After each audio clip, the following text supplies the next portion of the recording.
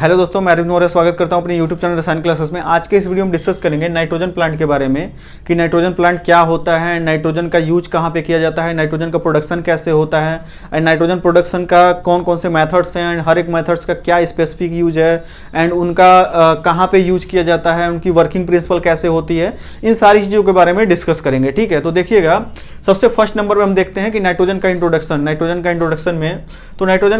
में सबसे first number पर हम देखेंगे कि व्हाट इज नाइट्रोजन, नाइट्रोजन किसे कहते हैं, यानी कि नाइट्रोजन क्या है। तो नाइट्रोजन क्या है, बेसिकली एक इनर्ट गैस है। नाइट्रोजन क्या है, एक इनर्ट गैस है जिसको हम N2 से रिप्रेजेंट करते हैं। किससे रिप्रेजेंट करते हैं? N2 से इसको रिप्रेजेंट करते हैं नाइट्रोजन को। और नाइट्रोजन क्या है, एक इनर्ट गैस है। इनर्ट गैस क्या होती है वो पहले समझ लीजिएगा। देखिएगा, इनर्ट गैस वो गैसेस होती हैं जो कि किसी भी केमिकल से, किसी भी कंपाउंड से वो रिएक्शन नहीं करती हैं। ठीक है, तो उनको हम क्या बोलते हैं? इनर्ट गैस बोलते हैं। ठीक है, तो नाइट्रोजन क्या है, बेसिकली एक इनर्ट गैस है, लेकिन एक कंडीशन है, कुछ ऐसी फेवरेबल कंडीशन होती हैं जिन पे नाइट्रोजन भी inert gas as a inert gas नहीं माना जाता है। अगर नाइट्रोजन को बहुत ज़्यादा high temperature and high pressure पे ट्रीट किया जाए तो नाइट्रोजन भी रिएक्ट करता है। ठीक है, तो एक कंडीशन ऐसी होती है जिसपे ये इनर्ट गैस की तरह नहीं बिहेव करता है, लेकिन बेसिकली इसको हम इनर्ट गैस के फॉर्म में इसको हम कंसीडर करते हैं, क्योंकि नॉर्मल टेम्परेचर प्रेशर पे एज ए इनर्ट गैस ही यूज होता है और एज ए इनर्ट गैस ही ये बिहेव करता है, किसी से भी रिएक्शन नहीं करता है। लेकिन अगर इसको एक फेवरेबल कंडीशन दिया जाए, यानी कि बहुत ज़्यादा हाई टेम्परेचर एंड प्रेशर इसको दिया जाए, तो नाइट्रोजन भी रिएक्ट करता है। ठीक है, नाइट्रोजन में भी रिएक्शन होती है। ठीक है, लेकिन बेसिकली हम इसको क्या मानते हैं? इनर्ट गैस मानते हैं। ठीक है, तो ये चीज़ आप ध्यान रखिएगा। ठीक है, अब आगे बढ़ते हैं देखते हैं कि नाइट्रोजन की प्रॉपर्टीज क्या होती है। तो नाइट्रोजन की जो फिजिकल प्रॉपर्टीज होती है वो क्या होती है कि ये कलरलेस होता है, यानी कि इसका कोई कलर नहीं होता है, एंड ये क्या होता है? ऑर्डरलेस होता है, यानी कि कोई इसका स्मेल नहीं आएगा। ठीक है, एंड ये टेस्टलेस होता है, इसका कोई टेस्ट नहीं आएगा। ठीक है, एंड बहुत इंपॉर्टेंट पॉइंट है कि ये नॉन फ्लेमेबल होता है। नाइट्रोजन जो होता है वो नॉन फ्लेमेबल होता है। ठीक है, ये नॉन फ्लेमेबल होने से इसका यूज केमिकल इंडस्ट्रीज में या किसी प्रोसेसिंग इंडस्ट्रीज में सबसे ज़्यादा यूज होने का कारण यही है कि ये नॉन फ्लेमेबल होता है एंड अनरिएक्टेड होता है, यानी कि इनर्ट गैस होता है। ठीक है, एंड इसकी बॉइलिंग पॉइंट की बात करें नाइट्रोजन की, तो नाइट्रोजन की जो बॉइलिंग पॉइंट होती है वो -196 डिग्री सेल्सियस होती है। ठीक है, -196 डिग्री सेल्सियस इसकी नाइट्रोजन की बॉइलिंग पॉइंट होती है। ठीक है, अब एक चीज और देख लेते हैं कि एटमॉस्फेयर में नाइट्रोजन का कंपोजिशन कितना है। ठीक है, हमारा जो एटमॉस्फेयर है अर्थ का, इस पे नाइट्रोजन का जो कंपोजिशन है बाई वॉल्यूम बेस पे कितना है। तो नाइट्रोजन हमारे अर्थ के जो एटमॉस्फेयर है उसमें 78% के मतलब लगभग 78% जो होता है हमारा नाइट्रोजन होता है, एंड 21% क्या होता है? वो ऑक्सीजन होता है, एंड रिमेनिंग जो 1% होता है, इस 1% में अदर गैसेस होती हैं, जैसे उसमें आर्गन होता है, CO2 होता है, मीथेन गैस हो गया, एंड नियॉन वगैरह, ऐसे बहुत सारे गैस होते हैं जो कि 1% में आते हैं। ठीक है, लेकिन एटमॉस्फेयर में सबसे ज्यादा कौन सी गैस है? वो है हमारा नाइट्रोजन गैस। ठीक है, आई होप यहां तक आप समझ गए होंगे। ठीक है, अब आगे बढ़ते हैं, देखते हैं कि नाइट्रोजन का यूज कहां पे करते हैं। तो नाइट्रोजन का हम यूज कहां पे करते हैं वो देखते हैं। तो देखिए, नाइट्रोजन का जो यूज होता है लगभग सभी इंडस्ट्रीज में होता है। जैसे अगर हम केमिकल इंडस्ट्रीज की बात करें तो केमिकल इंडस्ट्रीज में यूज होता है इसका। अब कहां कहां यूज होता है? तो देखिए, आपका प्रोसेस का रिक्वायरमेंट हो सकता है, या जैसे मान लीजिए कोई रिएक्टर है, कोई वेसल है, उसमें ब्लैंकेटिंग करने के लिए, पर्जिंग करने के लिए। अब ब्लैंकेटिंग और पर्जिंग क्यों करते हैं? तो जैसे मान लीजिए कोई रिएक्टर है, कोई रिएक्टर में कोई हाईली फ्लेमेबल मटेरियल है, कोई सॉल्वेंट है जिसका हमारा कोई रिएक्शन हो रहा है या कुछ भी प्रोसेस हो रहा है, उसमें फायर लगने के चांसेस हैं। ठीक है, तो उसमें से ऑक्सीजन को रिमूव करने के लिए नाइट्रोजन की ब्लैंकेटिंग या उसमें पर्जिंग की जाती है, जिससे क्या होता है? उस रिएक्टर में जो होता है नाइट्रोजन रहता है, ऑक्सीजन को रिमूव कर देता है। ठीक है, तो ऑक्सीजन अगर नहीं है तो कहीं पे फायर नहीं लगेगा, क्योंकि फायर लगने के लिए क्या चाहिए? ऑक्सीजन होना जरूरी है। तो नाइट्रोजन की अगर पर्जिंग या ब्लैंकेटिंग करते हैं तो उससे क्या होता है? ऑक्सीजन रिमूव हो जाता है और वहां पे नाइट्रोजन होता है, और नाइट्रोजन होता है तो नाइट्रोजन एक में दो सबसे ज्यादा इसमें इंपॉर्टेंट इसका प्रॉपर्टीज क्या है कि ये नॉन फ्लेमेबल होता है, फ्लेमेबल तो है नहीं, और दूसरा क्या है? अनरिएक्टेड है, यानी कि इनर्ट गैस है, तो ये किसी से रिएक्शन भी नहीं करेगा। आपका जो भी केमिकल रिएक्शन हो रहा है आपका रिएक्टर में या कहीं पे रिएक्टर में आपका जो भी केमिकल रिएक्शन हो रहा है, उस रिएक्शन को ये कुछ भी मतलब उसमें चेंजेस नहीं करेगा, कोई भी इसमें एबनॉर्मलिटी नहीं आएगी, क्योंकि नाइट्रोजन क्या इनर्ट गैस है, रिएक्ट तो कर नहीं सकता है।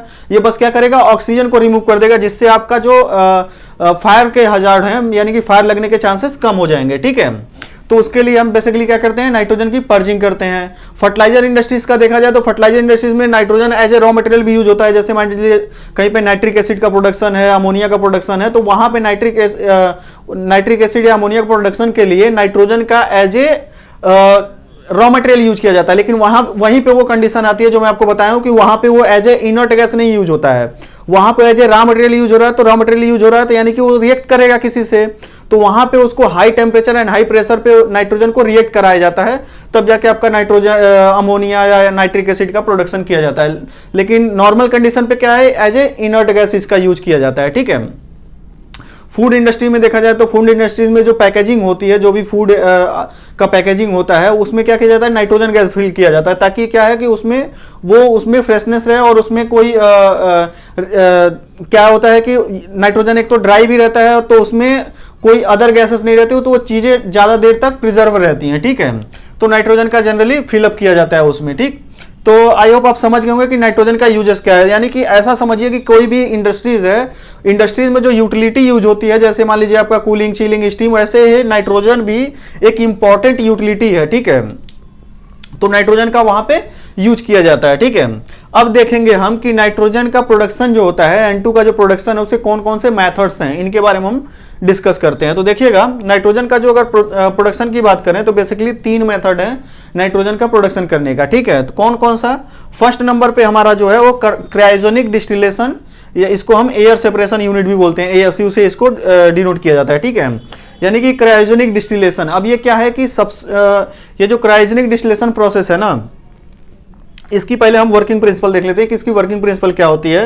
तो क्रायोजेनिक डिस्टिलेशन वाले प्रोसेस में क्या होता है, यानी कि एयर सेपरेशन यूनिट में, इसमें क्या रहता है, बेसिकली इसमें फ्रैक्शनल डिस्टिलेशन का यूज किया जाता है। और इसमें जो सेपरेशन होता है, यानी कि देखिए करना क्या है, हमें एटमॉस्फेयर में हमारा नाइट्रोजन 78% है ही, बस हमें ऑक्सीजन और अदर गैसेस को हम उनको रिमूव करना है। तो उसके लिए हम क्या करते हैं, ये जो क्रायोजेनिक डिस्टिलेशन प्रोसेस है, इसमें हम बेसिकली क्या करते हैं, इसका डिस्टिलेशन करते हैं, जो एयर होता है उसका डिस्टिलेशन करते हैं। तो इसमें सेपरेशन किसके भी यहाँ पे होगा, डिस्टिलेशन में आप जानते हैं कि जो सेपरेशन होता है based on different boiling point, यानी कि इसमें जो गैसेस हम गैसेस का सेपरेशन कर रहे हैं, उनके डिफरेंट बॉइलिंग पॉइंट के बेस पे हम क्या करते हैं, सेपरेशन करते हैं डिस्टिलेशन में। तो इसमें क्या है, ऑक्सीजन की जो बॉइलिंग पॉइंट है वो क्या है, -183 डिग्री सेल्सियस होती है, नाइट्रोजन की -196 डिग्री सेल्सियस होती है, और आर्गन की जो बॉइलिंग पॉइंट होती है वो क्या होती है, -186 डिग्री सेल्सियस होता है। तो बेसिकली फ्रैक्शनल कॉलम जो होता है, फ्रैक्शनल कॉलम में हम high pressure and low temperature को मेंटेन करते हैं। उसके बाद हमारा फ्रैक्शनल कॉलम के टॉप से जो होता है हमारा नाइट्रोजन निकलता है, बॉटम से हमारा ऑक्सीजन निकलता है, और मिडिल से क्या निकलता है, हमारा आर्गन निकलता है। ठीक है। तो बेसिकली हम क्रायोजेनिक डिस्टिलेशन में हम इस तरह से सेपरेशन करते हैं नाइट्रोजन का। ठीक है। और क्रायोजेनिक डिस्टिलेशन का बाई प्रोडक्ट भी निकलता है, जो क्या है कि हमारा आर्गन और ऑक्सीजन हमारा बाई प्रोडक्ट होता है। और इसमें सबसे जो इसकी अच्छी चीज है, इसमें क्या है कि liquid nitrogen and gas nitrogen दोनों का हम प्रोडक्शन करते हैं क्रायोजेनिक डिस्टिलेशन में। ठीक है। लेकिन इसको क्या है कि बहुत ज्यादा इंडस्ट्री इसको नहीं यूज करती हैं। क्यों नहीं करती हैं, उसका रीजन मैं बता रहा हूं। इसमें इसका जो प्रोडक्शन होता है, प्रोडक्शन लार्ज स्केल पे होता है, यानी कि बहुत ज्यादा लार्ज स्केल पे। इसके लिए आपको पूरा फ्रैक्शनल कॉलम वगैरह इंस्टॉल करना पड़ेगा, कॉस्ट भी ज्यादा आएगी, ऑपरेटिंग कास्ट, इंस्टॉलेशन कास्ट, ये सारी चीजें ज्यादा आती है। लेकिन प्योरिटी जो होती है इसकी ना, इस ऑक्सीजन की इसमें जो नाइट्रोजन की प्योरिटी आती है वो 99.999% होती है, यानी कि ultra purity, ultra high purity का इसमें नाइट्रोजन हमें मिलता है। लेकिन ये जो नाइट्रोजन इस मेथड से जो नाइट्रोजन का प्रोडक्शन होता है वो सभी इंडस्ट्री नहीं करती हैं। जहां पे रिक्वायरमेंट होती है, जैसे मान लीजिए कुछ इंडस्ट्रीज होती हैं जिनको लिक्विड नाइट्रोजन की रिक्वायरमेंट होती है। ठीक है। तो जहां लिक्विड नाइट्रोजन की रिक्वायरमेंट है तो वहां पे तो हमें क्रायोजेनिक डिस्टिलेशन का ही यूज करना पड़ेगा, क्योंकि लिक्विड नाइट्रोजन के लिए क्रायोजेनिक डिस्टिलेशन के अलावा कोई भी ऐसा मेथड नहीं है जिससे हम लिक्विड नाइट्रोजन का प्रोडक्शन कर सके। ठीक है। तो क्रायोजेनिक डिस्टिलेशन में हमें बेसिकली जहां पे लिक्विड नाइट्रोजन का यूज करना होता है, यानी कि रिक्वायरमेंट होती है, वहां पे यूज करते हैं। लेकिन ऐसा नहीं है कि इसमें लिक्विड नाइट्रोजन के साथ गैस नाइट्रोजन का प्रोडक्शन नहीं कर सकते हैं। ये ऐसा प्रोसेस है जिसमें लिक्विड नाइट्रोजन के साथ साथ आप चाहें तो गैसियस फॉर्म में जो नाइट्रोजन होता है उसका भी प्रोडक्शन कर सकते हैं। लेकिन बस इसमें यही चीज है कि ये बहुत ज्यादा कॉस्टली होता है, और बहुत ज्यादा लार्ज स्केल पे जहां पे हमें यूज होता है वहीं पे क्रायोजेनिक डिस्टिलेशन का यूज करते हैं। ठीक है। सेकेंड नंबर पे जो हमारा होता है वो होता है पीएसए, पीएसए नाइट्रोजन यूनिट जो होता है, इसका फुल फॉर्म होता है प्रेशर स्विंग एडजॉर्प्शन। ठीक है, प्रेशर स्विंग एडजॉर्प्शन जो है ये सबसे ज्यादा यूज होने वाला मेथड है। ठीक है, क्यों है वो चीज मैं आपको बता देता हूं। क्योंकि प्रेशर स्विंग एडजॉर्प्शन यूनिट जो होता है ना, ये क्या है, प्योरिटी भी हमारा 99.9% का दे देता है, 99.9% का प्योरिटी भी देता है, यानी कि 95 से 95% से 99.9% तक का ये प्योरिटी भी दे देता है आपका। और दूसरी चीज क्या है कि बहुत कॉम्पैक्ट डिजाइन है, ये बहुत ज्यादा इसका जो इक्विपमेंट होता है ये बहुत ज्यादा बड़ा नहीं होता है। एक नॉर्मल आप मान लो कि 12x12 का एरिया है, उतने में ये इंस्टॉल हो जाएगा पीएसए यूनिट आपका। ठीक है, और उसमें क्या होते हैं बेसिकली, इसका मैं यहाँ पे फिगर बनाया हुआ है, उसी के बारे में डिस्कस करेंगे। लेकिन इसमें क्या है कि पीएसए यूनिट क्या है कि चीप है, मतलब बहुत ज्यादा कॉस्टली भी नहीं है और बहुत ज्यादा इसकी ऑपरेटिंग कॉस्ट भी नहीं है। बेसिकली क्या होता है कि ये आपका पीएलसी पे रहता है बेसिकली, और पीएलसी पे रहता है तो इसको बहुत ज्यादा मॉनिटरिंग की जरूरत नहीं है। पीएलसी पे है तो आपका पीएलसी से ऑटो में चलता रहता है। ठीक है, बहुत ज्यादा मॉनिटरिंग की जरूरत भी नहीं होती है और इसकी प्योरिटी भी ज्यादा अच्छी होती है। लेकिन यह है कि प्रोडक्शन जो है बहुत ज्यादा प्रोडक्शन इससे नहीं कर सकते हैं, और बहुत ज्यादा अल्ट्रा हाई प्योरिटी आपको चाहिए जहां पे ऑक्सीजन का बिल्कुल नहीं होना चाहिए, तो उसके लिए नहीं हो सकता है। मीडियम ऐसा मान सकते हो कि मीडियम प्योरिटी होती है। लेकिन सबसे ज्यादा अगर हाई प्योरिटी की बात किया जाए तो क्रायोजेनिक डिस्टिलेशन में ही मिलता है, और जहां पे हमें लिक्विड या गैस का, बेसिकली जहां पे लिक्विड नाइट्रोजन का यूज होता है वहीं पे करते हैं। लेकिन अगर देखा जाए तो सबसे ज्यादा जो नाइट्रोजन का यूज होता है, मतलब जितनी भी इंडस्ट्रीज होती हैं सभी जगह पे लिक्विड नाइट्रोजन की रिक्वायरमेंट नहीं होती है। वहां पे क्या रहता है, गैसेस नाइट्रोजन का यूज उनको करना होता है, कहीं पर्जिंग या ब्लैंकेटिंग वगैरह के लिए करना होता है। तो उसके लिए पीएसए जो होता है बेस्ट होता है, क्योंकि ये बहुत ज्यादा महंगा भी नहीं है, बहुत ज्यादा ऐसा भी नहीं है कि इसकी ऑपरेटिंग कास्ट आएगी, या आपका एरिया भी ज्यादा नहीं है, आपका छोटे स्केल पे भी प्रोडक्शन आप कर सकते हैं। ठीक है, तो इसलिए पीएसए सबसे ज्यादा वाइडली यूज होने वाला मेथड है। ठीक है, एंड थर्ड नंबर पे जो होता है वो होता है मेम्ब्रेन सेपरेशन। ठीक है, मेम्ब्रेन सेपरेशन जो होता है इसकी प्योरिटी थोड़ी कम होती है। इसकी प्योरिटी क्या होती है, लगभग 95% का प्योरिटी देता है, 95 से 98 पकड़ लीजिए, इतना आपका नाइट्रोजन की प्योरिटी ये देता है। तो इसका यूज बहुत ज्यादा नहीं करते हैं, बहुत कम इसका यूज होता है, इसलिए इसके बारे में हम डिस्कस नहीं करेंगे। ठीक है, क्योंकि इसकी मॉडरेट प्योरिटी होती है तो इसका ज्यादा यूज नहीं होता है। लेकिन आप इतना याद रखिएगा कि नाइट्रोजन प्रोडक्शन करने के 3 मेथड होते हैं, cryogenic distillation, PSA and membrane separation. और उसमें सबसे ज्यादा यूज होने वाला जो मेथड होता है वो होता है पीएसए, यानी कि प्रेशर स्विंग एडजॉर्प्शन। ठीक है, तो आज के इस वीडियो में हम प्रेशर स्विंग एडजॉर्प्शन के बारे में डिस्कस करेंगे कि प्रेशर स्विंग एडजॉर्प्शन यूनिट जो होता है वो कैसे वर्क करता है, यानी कि पीएसए नाइट्रोजन प्लांट जो होता है वो कैसे वर्क करता है, या उसके कौन कौन से पार्ट्स होते हैं उनके बारे में हम डिस्कस करेंगे। ठीक है, तो अब आइए इस फिगर पे हम देखते हैं। ये जो फिगर आप देख रहे हैं, ये डायग्राम जो देख रहे हैं, ये किसका है, पीएसए N2 प्लांट है, यानी कि पीएसए नाइट्रोजन प्लांट, यानी कि pressure swing adsorption nitrogen plant का ये आप फिगर देख रहे हैं। ठीक है, अब इसमें देखते हैं कि इसमें कैसे प्रोडक्शन होता है नाइट्रोजन का। तो देखिएगा यहाँ पे कुछ हम पहले पार्ट्स बता देते हैं क्या क्या होता है। यहाँ पे आप देखिए एक कंप्रेसर होता है, कंप्रेसर का यूज किया जाता है। बाकी यहाँ पे एक फिल्टर देख रहे हैं आप, यहाँ पे 2 फिल्टर देख रहे हैं, कहीं पे 3 फिल्टर लगा रहता है, मतलब फिल्टर्स वगैरह लगे रहते हैं। ठीक है, यहाँ आप ड्रायर देख रहे हैं, ये आपका एक बेसिकली एक सिलिंड्रिकल वेसल होता है, यानी कि एक एयर रिसीवर वेसल होता है ये। और बाकी यहाँ पे 2 आपके टावर होते हैं, एडजॉर्बर ए एंड एडजॉर्बर बी, या इनको पीएसए कॉलम में पीएसए टावर ए या पीएसए टावर बी आप बोल सकते हैं। ठीक है, 2 टावर होते हैं और बहुत सारे इधर वॉल्व लगे रहते हैं, और यहाँ पे एक वेंट लाइन होती है जिसमें एक साइलेंसर लगा रहता है ताकि बहुत ज्यादा नॉइज ना आए। ठीक है, एंड उसके बाद यहाँ पे आप देख रहे होंगे एक नाइट्रोजन स्टोरेज टैंक है। ठीक है, और उसके ऊपर एक पीएसवी लगा हुआ है। ठीक है, तो मेन ये पार्ट्स है। ठीक है, अब इनकी वर्किंग को हम समझते हैं कि वर्किंग कैसे होती है इनकी। ठीक है, तो देखिएगा बेसिकली हम क्या करते हैं इनकी वर्किंग में। सबसे पहले क्या है कि जो एटमॉस्फेयर में एयर है, ठीक है, एटमॉस्फेयर में क्या है, एयर है, जिनकी कंपोजिशन ये रही, अब मैं लिख दिया हूं कि ये जो कंपोजिशन है, ये एयर क्या करते हैं, कंप्रेसर के थ्रू, एयर कंप्रेसर के थ्रू क्या करते हैं, कंप्रेस करते हैं, यानी कि प्रेशर इनका बिल्ड करते हैं। इनको कंप्रेस करके क्या करते हैं, ड्रायर में डालते हैं, ड्रायर में फीड करते हैं। ठीक है, तो ड्रायर से जब पास करते हैं उससे पहले क्या है, ड्रायर से पहले हमारा एक फिल्टर लगा हुआ है जिसको हम बोलते हैं मॉइस्चर सेपरेटर, यानी कि जो आप एयर ले रहे हैं इन्वायरमेंट से, तो इन्वायरमेंट से जो एयर ले रहे हैं उसमें मॉइस्चर भी रहेगा, तो उस मॉइस्चर को क्या करता है, ये जो फिल्टर है मॉइस्चर सेपरेटर, उसको यहीं पे सेपरेट आउट कर देता है मॉइस्चर को। ठीक है, तो इसके बाद जो एयर जाएगी उसमें मॉइस्चर कम रहेंगे। ठीक है, और जो थोड़े बहुत रहेंगे भी उसके बाद क्या आपका कौन सा यूनिट है, उसके बाद आपका एयर ड्रायर है। ठीक है, ये जो कंप्रेस्ड एयर है वो कहां पे जाएगी, एयर ड्रायर यूनिट में जाएगी। अब यहां पे क्या होगा इसमें से कुछ मॉइस्चर तो रिमूव हो गए हैं, कुछ सेपरेट हो गए, कुछ मॉइस्चर हो सकता है यहाँ पे रहे हैं, तो उन मॉइस्चर को प्रॉपरली तरीके से क्या होगा, यहाँ से एयर पूरी तरह से ड्राई हो जाएगी, ठीक है। यहाँ से जो एयर निकलेगी इस एयर ड्रायर यूनिट से, इसके बाद जो एयर निकलेगी वो पूरी तरह से ड्राई एयर निकलेगी, ठीक है। अब इस ड्राई एयर में क्या क्या चीजें हैं, एयर में जो कंपोजिशन है गैसेस का वो तो है और मॉइस्चर निकल गया, लेकिन उसमें एयर में ऐसा तो है नहीं और कुछ नहीं होता है, डस्ट भी होता है, ऑयल्स भी होते हैं, ठीक है। तो उसके बाद भी फिल्टर लगे रहते हैं यहाँ पे, ठीक है। अब ये फिल्टर क्या करेंगे, उस एयर में जो डस्ट है, जो ऑयल है, उनको सेपरेट आउट कर देगा, ठीक है। अब यहाँ के बाद जो एयर निकलेगा ये फ्रेश एंड ड्राई एयर निकलेगी, इसमें कोई भी डस्ट नहीं रहेगा, कोई मॉइस्चर नहीं है, कोई एयर नहीं, कोई ऑयल नहीं है। यहाँ पे जो एयर जा रही है इस एयर रिसीवर टैंक में, इस टैंक में जो एयर जा रही है ये पूरी तरह से ड्राई है और इसमें केवल गैस का ही कंपोजिशन है, ठीक है। और उस गैस का कंपोजिशन में क्या है, 78% नाइट्रोजन, 21% ऑक्सीजन एंड 1% में अदर गैसेस है, ठीक है। अब ये एयर रिसीवर टैंक में चली गई। अब इसके बाद का प्रोसेस अच्छे से समझिएगा, ठीक है।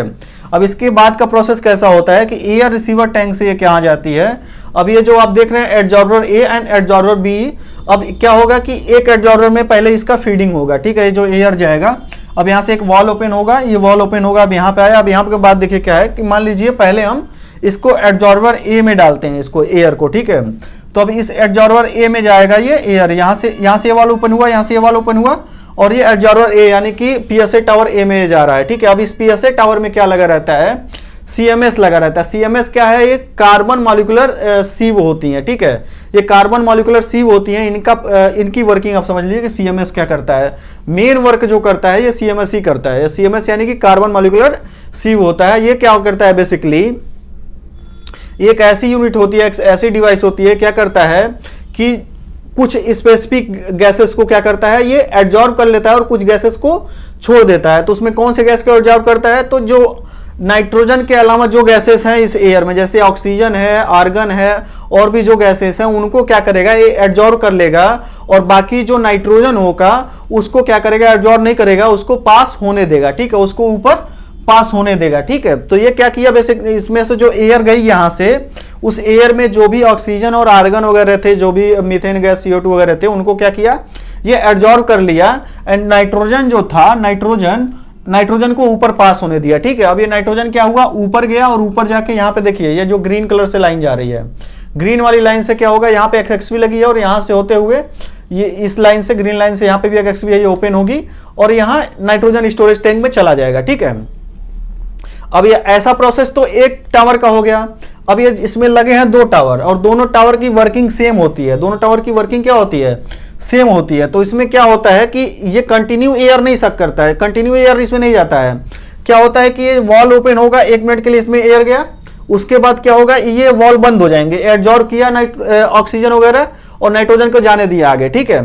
उसके बाद क्या होगा, अल्टरनेट चलेगा ये, पहले अब ये क्या होगा, ये वाला बंद होगा, अभी ये वाला चालू होगा। अब क्या होगा कि इसका XV बंद होगा, अब इधर साइड का XV, बी वाले टावर का XV ऑन होगा, अब इधर साइड ये जाएगा, ठीक है। अब सेम प्रोसेस इसमें भी होगा, ऑक्सीजन और आर्गन वगैरह को एब्जॉर्ब कर लेगा और बाकी क्या करेगा, इसको नाइट्रोजन स्टोरेज टैंक में डाल देगा, ठीक है।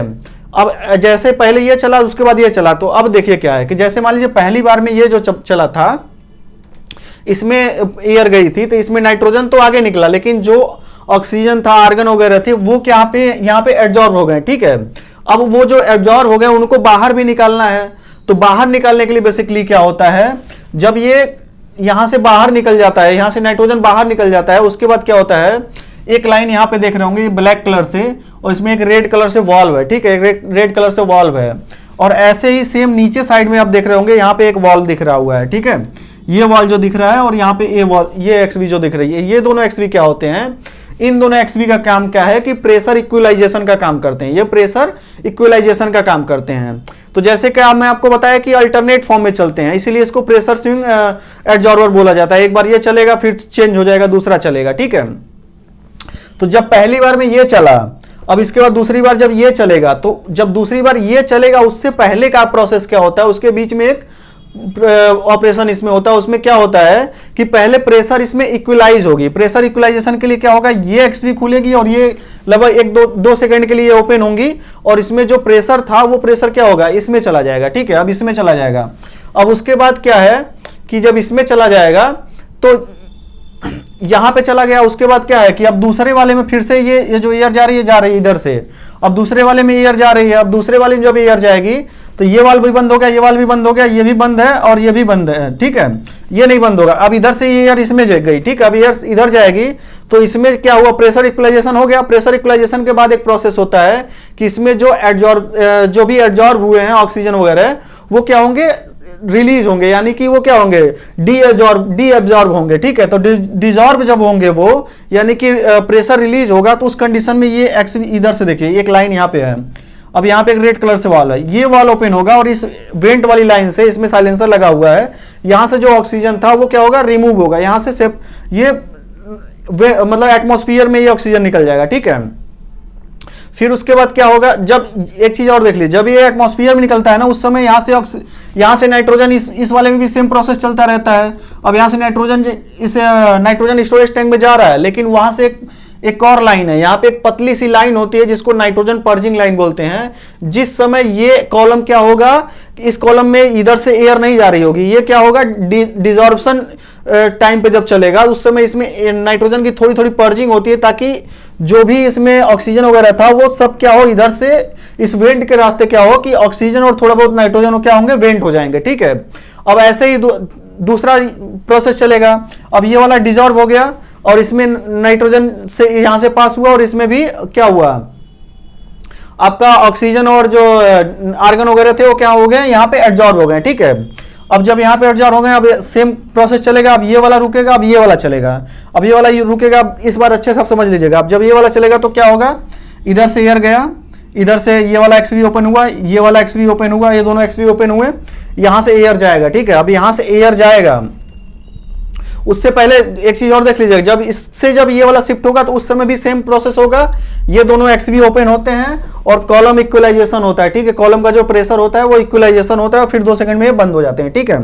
उसके बाद इक्वलाइजेशन हो गया, उसके बाद क्या है कि इधर साइड में ये एयर जाएगा। अब इधर साइड में जब एयर जाएगा तो दूसरे वाले में एयर नहीं जाएगा, जो इधर से एयर, रिसीवर से जो एयर जा रहा है इसमें एयर नहीं जाएगा।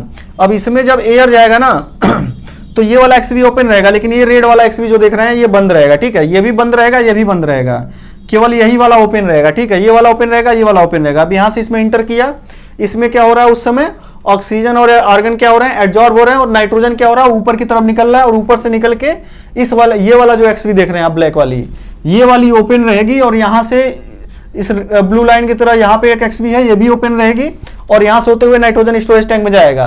लेकिन उसी लाइन से देखिए एक पतली लाइन जुड़ी हुई है। पतली लाइन कौन सी है, नाइट्रोजन पर्जिंग लाइन जो आपको बताया हूं। इसमें से थोड़ा थोड़ा नाइट्रोजन इस कॉलम में जाएगा, क्योंकि इस कॉलम में अभी क्या चल रहा है, डिजॉर्प्शन चल रहा है। अभी एयर इसमें जा रहा है, जब एयर इसमें जा रहा है तो इस कॉलम में क्या होगा, नाइट्रोजन की पर्जिंग चलेगी, और इसमें जो भी ऑक्सीजन और आर्गन एब्जॉर्ब हुए थे वो क्या होंगे, नीचे की तरफ से क्या होंगे, इधर आएगा, और यहाँ पे ये वाली जो एक्सवी आप देख रहे हैं ये ओपन हो जाएगी, ये बंद रहेगी, लेकिन ये ओपन होगी, और यहां से वेंट वाली एक्सवी ओपन होगी, यहां से वेंट होगा, यानी कि जो ऑक्सीजन रहेगा, ऑक्सीजन यहां से वेंट होगा। जिस कंडीशन, जब ये वाला, इस वाले में नाइट्रोजन इधर से निकलेगा, यानी कि इसमें एब्जॉर्प्शन चल रहा है, इसमें एयर चालू है, उस समय इसमें से वेंट होगा ऑक्सीजन, और उसके बाद सेम चीज होगा। अब फिर से क्या होगा, शिफ्ट होगा, दूसरा वाला कॉलम पे जाएगा। जब दूसरे वाले कॉलम पे जाएगा तो इसमें एयर चालू होगा, तो इस वाले कॉलम का जो ऑक्सीजन होगा वो वेंट होगा। ऐसे ही अल्टरनेट फॉर्म में ये दोनों चलते रहते हैं, और यहां से आपका जो नाइट्रोजन है, जो हाई प्योरिटी का जो नाइट्रोजन है वो यहाँ पे स्टोर होता रहता है, ठीक है। अब यहाँ पे स्टोर हो गया नाइट्रोजन।